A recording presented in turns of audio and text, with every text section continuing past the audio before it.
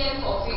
Honorable Union Minister Shri Piyush Goyal is on his way from the airport, and we have been requested to start the program as per the protocol in Tripura once the minister arrives. So it's at 11.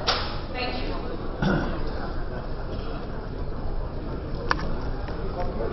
Ladies and gentlemen, we'll start the program at 11 o'clock. Union Minister Shri Piyush Goyal has almost reached the venue, so he will be coming to the conference room by 11. So as per the decorum and protocol, we'll start the program at 11 o'clock. You are requested to please join us for tea coffee. Thank you.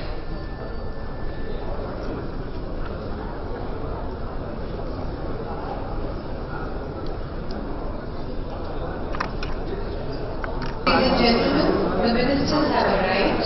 They will be here in any minute. Kindly bear with us, please.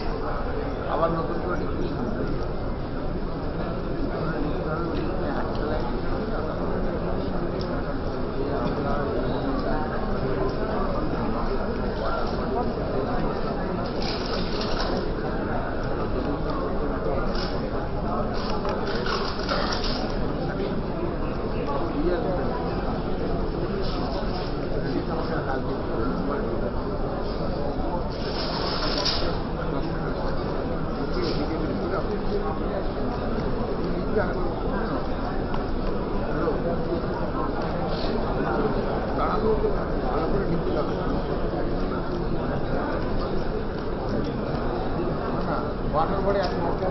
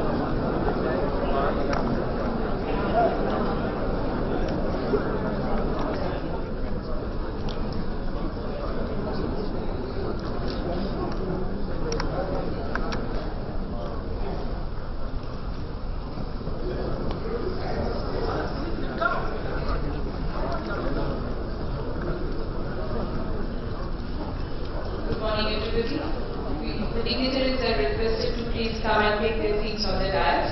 We will start the program right now.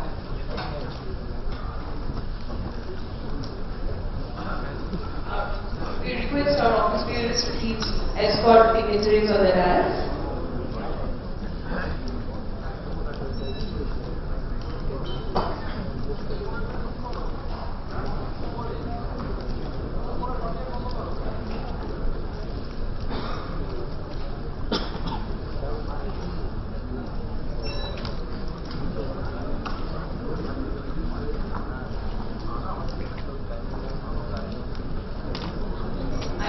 Mr. Shukran, Senior Vice President of the Bengal Chamber, to please take the proceeding forward.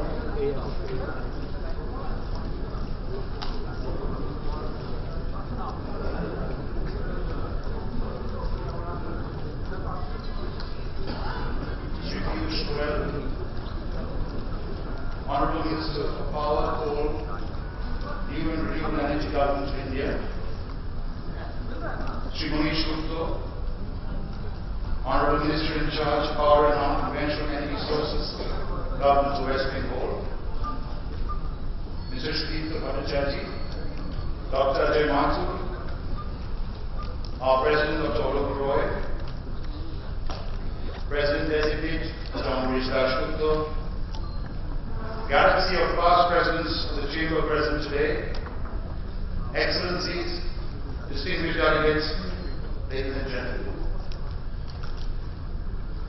Good morning and a very warm welcome to each one of you present today at the 8th edition of the Environment and Energy Conclave of the Chamber. You would probably agree that coal is still India's mainstay, despite its intrinsic environmental negatives. The government is, of course, however, taking very proactive steps in its policy stance towards rapidly diversifying the energy basket.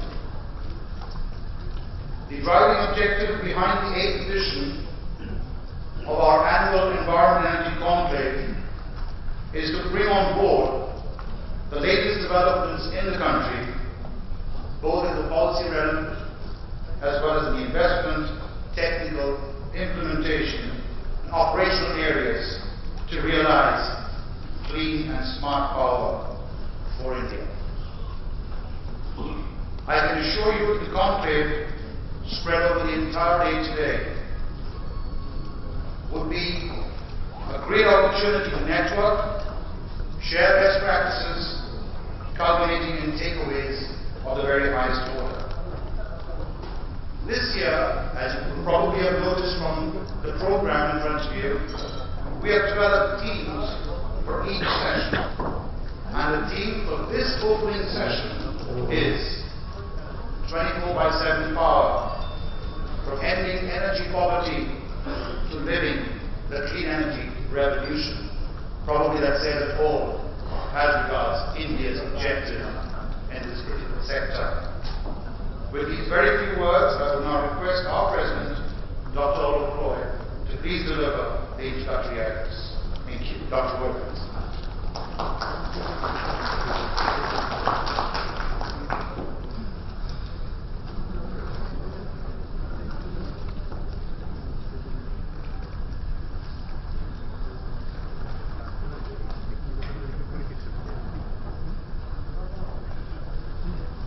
Thank you, sir. Good morning, ladies and gentlemen. It's our pleasure to have the Honorable Minister with us from the Centre, Mr. Goyal, and our Power Minister, Mr. Manish Gupta, Mr. Steve, and rest of the dignitaries on the dais. Friends, ladies and gentlemen. Welcome to the 8th edition of Chamber's Signature Program. Back in 2008, we commenced our forum for like-minded people concerned about the climate to share their own stories on excellence in resource management, cutting-edge work in technology, in energy power, and climate change mitigation. Today it has transformed into a forum of national importance. As a chamber, we feel privileged to have contributed in this most important arena of power, energy, and environment. By presenting a relevant forum raised by the stalwarts of the power sectors in the country. Clean India, Green India is also the theme of the Government of India's calendar 2015. But while priority in India has been given to development, particularly providing electricity for the millions who live without it, and tackling poverty, the government is also working very strongly towards a climate resilient India. As the saying goes, wind, water, sun, energy for the long run. We believe that there is an urgent need to address clean power as an integral part of the government's Swachh Bharat mission for the sake of ourselves and our future generations. The theme for the conclave this year is therefore clean and smart power for India. We have the nation's power sector leaders amidst us, and I welcome you all to the 2015 Energy and Environment Conclave. Thank you for being here with us. Thank you.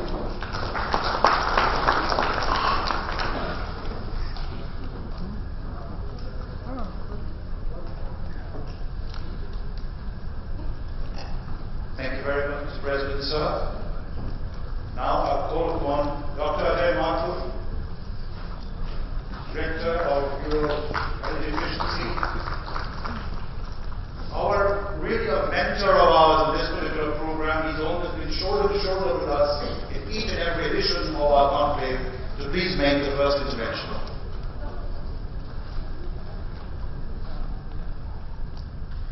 Thank you very much. Mr. Goyal, Mr. Gupta, dignitaries on the dais, friends. That we need more energy is a truism. In this country, we today consume about 0.4 tons of oil equivalent of energy per person per year. There is no country in the world which has a human development index of more than 0.9. In other words, a developed country which uses consumes less than 2.5 tons. We are at 0.4. In other words, as we move towards a society in which every citizen has a decent quality of life and a sustainable livelihood, we are looking at energy consumptions which will increase to anywhere up to 6 times what they are today. Thankfully, as we have seen in the past, as countries develop, they take on the infrastructure, they take on the technologies of the moment, and therefore countries that develop later are able to reach a high level of quality of life with a lower amount of energy. Even assuming that, what we are talking of is a doubling or maybe tripling of energy for people to have a reasonable quality of life. At the same time, today we are also constrained, as was mentioned, by the concerns about the global climate. What I'd like to do is to leave with you 2 points. One, that in India, as in the world, as we move ahead, we need to ensure that efficiency increases and at the same time renewables increase. That's number one. Number two, the way we do it is through a mix of regulation and of management. Within the country, I would like to give the example of, say, in the energy efficiency area, the Perform Achieve Trade program or the Standards Enabling program as regulation-driven programs. On the other hand, I'd like to give the example of the LED program, which is taken up all across the country, of which I believe the prime mover is our minister, on how we have been able to try to get LEDs into each house. So you need a mix of both management, market management, as well as regulation. I believe the same needs to be done at the global level. What does this mean? In the context of the climate treaty, it means that every country needs to be able to do what it can do, what it is willing to do, and what it is able to do. Putting on targets never works. We have seen that in the global program. Consequently, as we move towards the Paris meeting, we look at developing our own what are called as the INDCs, the intended nationally determined contributions. But these are things that we want. As the Prime Minister has said, these are important to us. They're an article of faith. We do them because they ensure that they address India's needs of providing adequate energy so that people have decent quality of life and sustainable livelihoods. Consequently, whether it is at the global level or it is at the national level, we look at doing those things that make sense to us and pushing them. Pushing them through technology, through finance, so that they can happen. Minister has been at great pains to make the point that a great impediment to us is the cost of capital, and how international capital, which is available much more cheaply, can be deployed for clean energy in the country. Those are the kinds of interventions that can accelerate the process of clean energy, renewables and energy efficiency in India. The last point that I'd like to leave you with is the importance of technology development. In a sense, whether it is renewables or energy efficiency, we are already scraping the bottom of the barrel as far as technological development is concerned. The next set of technological developments will have to be developed for Indian conditions. The next air conditioner cannot be imported from Japan or US. It will have to be made so that it suits Indian climate conditions. The next generation of coal to power generation technology cannot be something that you get from somewhere else. You will have to develop the ultra supercritical technology based on materials that are developed in India.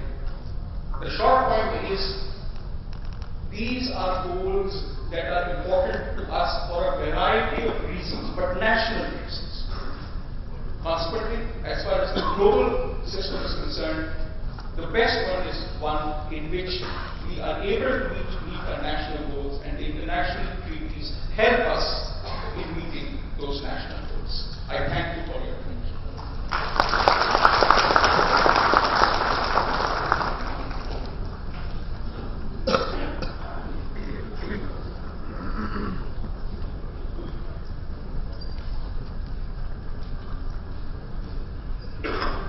Dr. Mathur, thank you very much.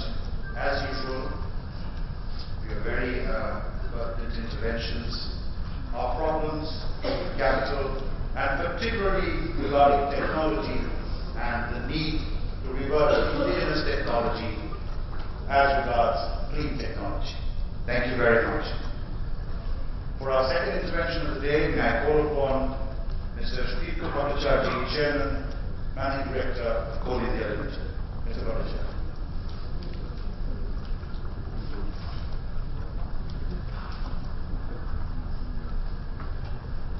Good morning, everybody. Respected Honorable Union Ministers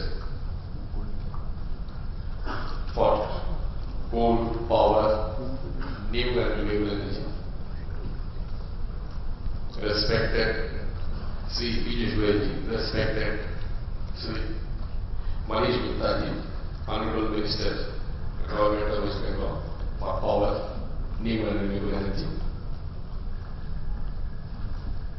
Dr. B. Mr. Partha Bhattacharya, Mr. Mathurji, and respected audience under this floor. This gives an immense pleasure in standing here, being a part of an effort which brings all the stakeholders, including the perception stakeholders, into its fold. And as when we have interacted with the BCCI team, I have told that we will be indeed very much looking forward to its report. It is really a 360-degree kind of effort, and the focus is on development, focus is on consumer satisfaction. I would like to talk here for 2-3 minutes, not only as a primary coal supplier of the country, which gives more than 70% of its supply to the power sector. Like there is a saying that there is a little bit of something in everybody's life. I would like to say there is a little grain of coal in every bit of electron that is coming out to giving power. But as you know, and as you had been reading, there are concerns which have been expressed, not only about, let us say, the mining of the coal, but on the use of coal, on the burning of the coal, and the technologies associated with it. I am sure this conference will refer to these issues in big perspective, and there is a presentation from Coal India on the various facets of environment management that the coal mining brings about. It is not only the coal that we give which is the cheapest power of base energy, which is only capable of giving the round-the-clock power, but incidental to that, there are many things which are done, which requires to be looked in an integrated manner. And as my previous speaker had pointed out, this is one of the major important natural resource of the country, which requires to be utilized by us to give the people of the country the best benefit that they can get. But ladies and gentlemen, as you are aware, the society requires energy, society requires power, and increasingly we have become electrical motivated society. One side there is ICT revolution going on, but if you really look at it, it is the electrical power that is mostly driving the development. We have migrated from the mechanical power to the electrical power these days, and as a result, different sources of energy which are capable of providing the electrical power at our disposal in the most effective manner, keeping sustainability in its perspective, is what every society in the world is waiting for. And in that context, the renewable is assuming a bigger and bigger kind of goal which has to be addressed, as I said, in the most cost-efficacious manner. Solar power, wind power, geothermal power, mini hydels, biomass. These are all the powers which will be coming, and some of them will have plant load factor less, and you know, solar and wind may have around 18 to 22. If you go to Tamil Nadu, we may go high in the southern part of Tamil Nadu, but in some other parts we may have less PLF. Solar depends upon whether we are putting azimuthal rotation or not. The PLF will go, but plot rate is around 25%. Hydel, it depends upon what kind of sources we are using. There is biomass, which is capable of giving round-the-clock power. So we'll have to look at the various renewables in addition to coal to produce a fair mix. As you are all aware, there were solutions talked about in some of the industrial audience which are sitting here must have read the Gamos 1 to infinity. One of the solutions given in the Gamos 1 through 3 infinity was that this world will capture the power of the lightning. Unfortunately, it has not taken place. There is another issue. When the Cavalli Bones discovered superconductivity, there was again the hope in the scientific fraternity that there will be room temperature superconductivity. But we have not been able to create the room temperature superconductivity. As a result, we are saddled with the issue that the power generation has to go up, energy efficiency has to go up, and loss making has to come down. That is the mission behind the 24/7 power. In the state of West Bengal, they have not only gone by the merit order power generation supply, they have also gone by the merit order transmission line, merit order distribution line. I am sure these are the concepts. We are waiting for the honorable ministers to speak. But I can only say one thing, that the ready fuel, ready renewables, as was rightly told by Mr. Mathur, the technologies, even the coal generation technology will have undergo a change. There is a plant in Canada, Sasuchia, where our team had gone. They are trying to take care of these carbon emission issues. We will have to be in sync with the world, but we have to adapt the technology in this country. This country has the entire capacity to adapt technology. We need not run around the world and imbibe technology, we may imbibe vision and make it our vision, make it India technology, and use our natural resources, use God-given resources for renewable. And I am sure the dream and vision of 24/7 power, per capita consumption going much beyond that what is level 3 digital level that we have. is not very far away, and that's the kind of objective I'm sure this conference dedicated itself to, and I'm sure there will be a rollout plan which will be very too happy to follow from our end. Thank you, and have a great day and a great conference.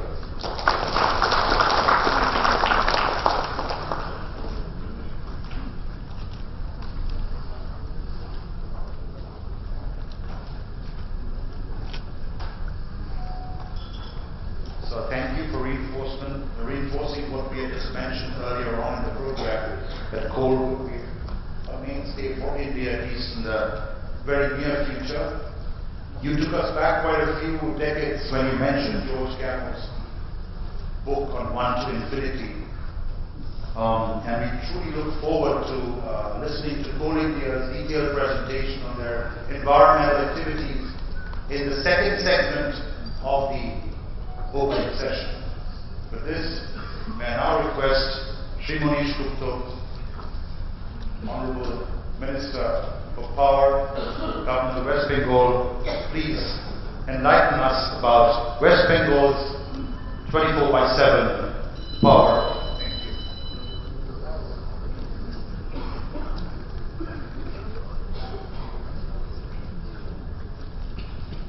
নমস্কার। আজকে এখানে এই মঞ্চে সভায় উপস্থিত সকলকে আমার আন্তরিক অভিনন্দন ও শুভেচ্ছা। ভাবলাম যে আজকে সবাই প্রথমে একটু বাংলায় বলি, আপনাদের একটু কমফর্ট লেভেলটা ভালো হবে।